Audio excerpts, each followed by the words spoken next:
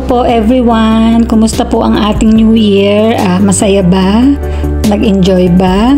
So, happy and prosperous New Year for this year 2024. Year of the Dragon. So, this year ay year ko po kasi ako po ay Year of the Dragon. So, wish naman po natin lahat yung good health, more blessings, at saka yung overflowing happiness.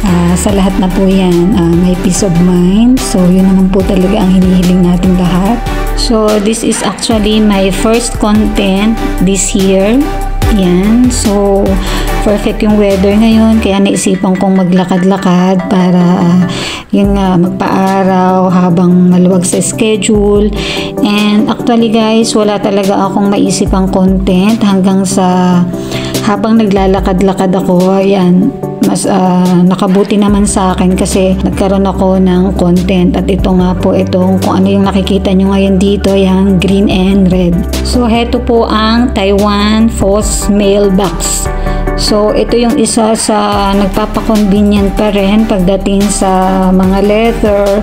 Pwede pong hindi na po kami pumunta sa post office tulad po ng mga migrant workers. Kapag po busy kayo at walang time para pumunta pa sa post office, yung mga street po dito meron pong mga ganitong mailbox.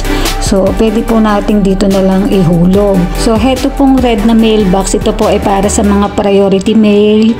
Let's say na ang ating pong mga letter ay rush at kailangang ma-receive ka agad ng receiver. So, dyan po natin i-mail. So, ito naman pong green, ito po yung para sa ordinary or normal lang.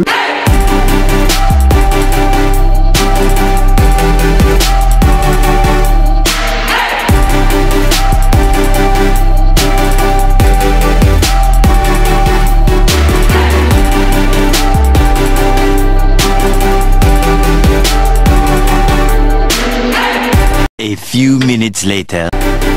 So guys, habang andirito pa ako, may napansin ako at yan nga, employee to ng post office at confirm na yung mga ganitong sasakyan, hindi po sila ang kumukuha o pumipick up dito sa mailbox. So siguro po yung mga postman na nagdi-deliver kapag umaga, sila po yung naka-assign para kumuha po ng letter. Pero no worries po kasi safe naman po dito at wala pa naman akong nabalitaan na nasa mailbox na letter ay nawala. Yan yung isa sa maganda dito sa Taiwan. Masyado na silang centralized at more on electronic system na sila.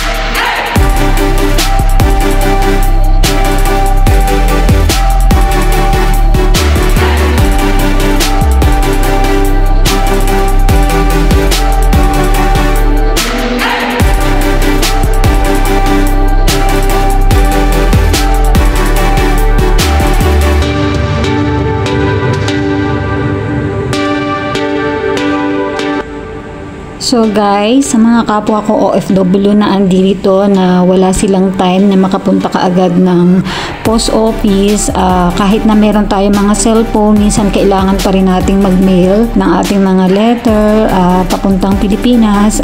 Yan po yung content ko. Pwede po natin siyang ihulog dito sa mailbox. So I hope guys na nakatulong po ulit ang video na to sa inyo.